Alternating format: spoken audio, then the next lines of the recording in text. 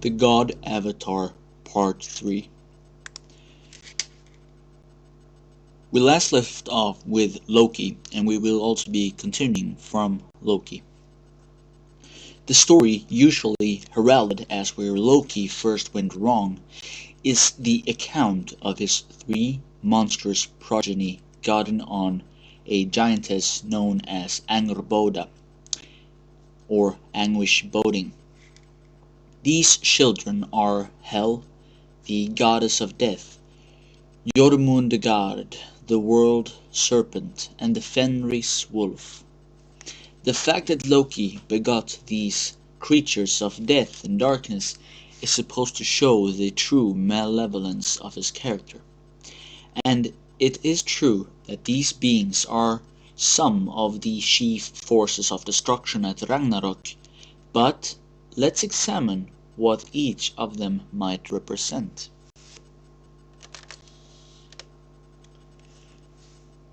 But before doing that, let's make a short recap of what we gathered from the last video.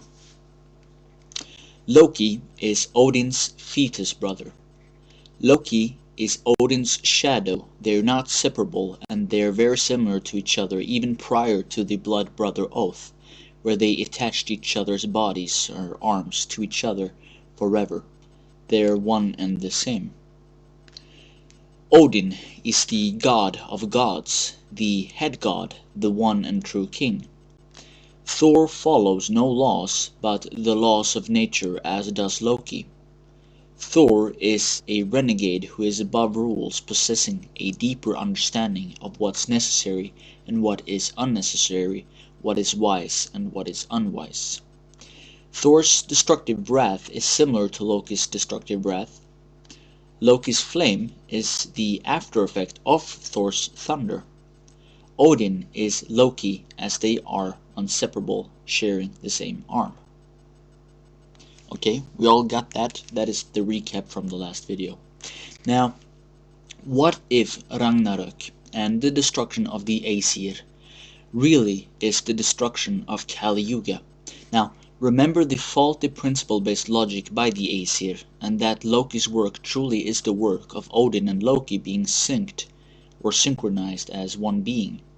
The king and the destroyer, the king and the avenger. One and the same body, destroyer of the Kali Yuga. Hel, the goddess of the underworld. The sagas and Eddas also have descriptions of people sharing Hel's bed after death, of her halls laid with rushes and her benches strewn with gold, and of her mead vats brewing away. There is not much evidence that Niflheim, her realm and the abode of the dead, is a bad place to wind up. It is not an abode of damnation, but merely a place where just about everyone goes when he or she dies, except for special sorts who wind up in Valhalla or some other realm. What if this is the realm of the Golden Age? The Midgard serpent, a huge snake that lies with its tail in its mouth, encircling our world entirely. It wakes up in time for Ragnarok. It doesn't do anything particularly sinister. On the contrary, there's a certain sense of order created by this scaly boundary between us and all those other beasts out there in the other 8 worlds. With the awakening of the serpent at Ragnarok, this power is released, and the world as we know it ceases to exist. What if it is the world as we know it, the Kali Yuga, but not the world or realm which is marked as the Golden Age? Then there's the real nasty, the Fenris wolf, so ravaging and dangerous that the gods had to chain it up with the sword holding its jaws open, the god Tyr losing a hand in the process. The Fenris wolf seems to exemplify sheer, raw, uncontrolled power, which must be kept in check at all times. At Ragnarok, he bursts his bonds and kills Odin, Vidar, Odin's silent son, then appears and rips the wolf's jaws apart. Some old carvings show a huge beast being ripped apart, and the swallowed god emerging from its belly. Some think the original legend was of a god eaten and then resurrected, the whole thing being a kind of shamanic journey. It is interesting to note that Tyr is also killed by being swallowed by Garm, Hel's dog, during Ragnarok.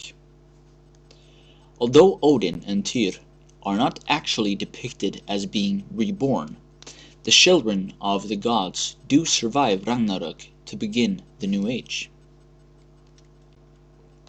Does this mean that Loki, along with his other self, Odin, fell by his own sword? That Loki paid his own medicine, that he fell into his own trap, but then only to later, in metaphorical terms, be reborn, or in decoded terms, had survived his own weapon and the attacks he had made with it.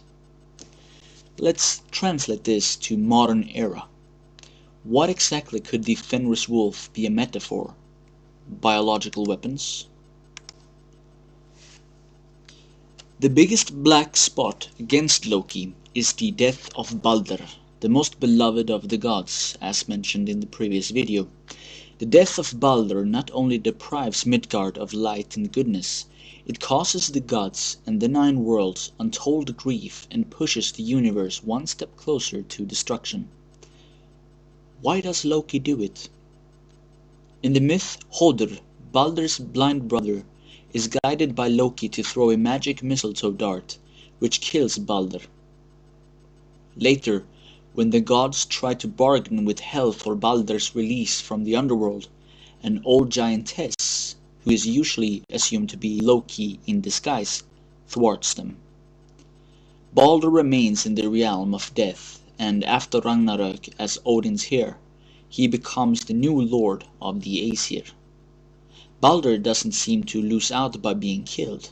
On the contrary, he trades his innocence for knowledge and reappears after Ragnarok as a much more powerful and majestic figure. He is actually the new ruler of Asgard.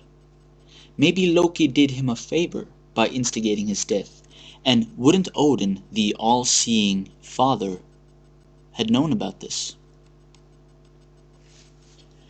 Ragnarok is not the end of the world, it's the end of the Kali Yuga. It is necessary here to talk about Ragnarok. The Norse world view hinges on a sense of cycles, of growth, a fact that is not always understood when discussing the end of the world. It is understandable, though unfortunate, that the concept of Ragnarok has been confused with certain Christian ideas about Armageddon. There are no absolute forces of evil and good in the Norse cosmology, except for those created by Christian hybrids, and Loki is not another Satan, nor is Kalki. Ragnarok is more like the end of an eon, of a yuga, an age, as within Hinduism. Ragnarok is the destruction of a way of thinking and living, a zeitgeist, a Weltanschauung, I suppose, an orthodoxy, a discourse. It is then to be replaced by a new cycle, a new world. Kalki, or Loki/Odin, does not become the new king in the Golden Age. That is Balder, whom Loki shoos. The sleeping king is Kalki, or Loki/Odin, in the age of the Kali Yuga, to bring about the destruction of the Yuga in which the god Avatar, the god incarnation, was born into. Remember, our ancestors knew their gods were archetypes, so a god incarnation of the Aesir is simply done by an individual being a culture hero and possessing the right archetype and the 8 superhuman Übermensch faculties. Ragnarok is not a one-time catalysm, but a recurrent happening as gods and people evolve ever upward and outward. The survival of the Aesir and Vanir children implies the reincarnation of the entire pantheon, with the same forces now appearing in different combinations. Loki is the god of change who sets this all in motion. He is resisted because radical change is never welcome, and because the struggle of Ragnarok is necessary to liberate the new forces, Loki forces the cycle to its conclusion. He is the God who turns the wheel of the universe, though he too is involved in the destruction.